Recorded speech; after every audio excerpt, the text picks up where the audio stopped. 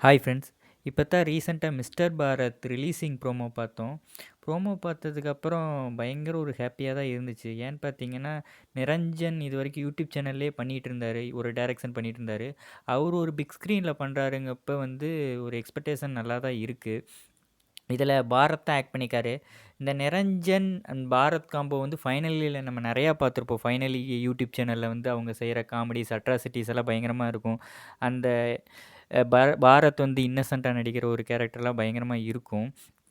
இது releasing promo பார்க்கும்போது என்ன தோணுதுன்னு பார்த்தீங்கன்னா, இது யூடியூப்க்கான படமா? இல்ல தியேட்டருக்கான படமான்னு சொல்லிட்டு சத்தியமா தெரில. ஏன்னு பார்த்தீங்கன்னா, யூடியூப்ல ஒரு சில கிரிஞ்சு காமெடிஸு, ஒரு ஒரு சில ரொம்ப கிரிஞ்சான விஷயங்கள்லாம் பண்ணுவாங்கல்ல, அதே மாரி தான் இந்த ப்ரோமோ பார்க்கும்போது இருக்கு.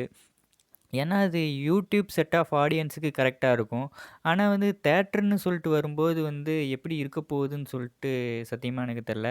இத வந்து லோகேஷ் கனகராஜ் தான் பிரசன்ட் பண்றாருன்னு நெனைக்கிறேன். அதனால இந்த படத்துக்கு எக்ஸ்பெக்டேஷன்ஸ் அதிகமா இருக்கு. லோகேஷ் கனகராஜோட புரொடக்ஷன் அப்படிங்கும்போது, இதுவரைக்கும் லோகேஷ் கனகராஜ் இந்த மாரி ட்ரக்ஸு அந்த மாரி படங்கள் தான் எடுத்திருப்பாரு. இது ஃபுல் அண்ட் ஃபுல் காமெடி ஜானரா தான் இருக்கும்னு நெனைக்கிறேன் இந்த படம். வெயிட் பண்ணி பார்க்கலாம்.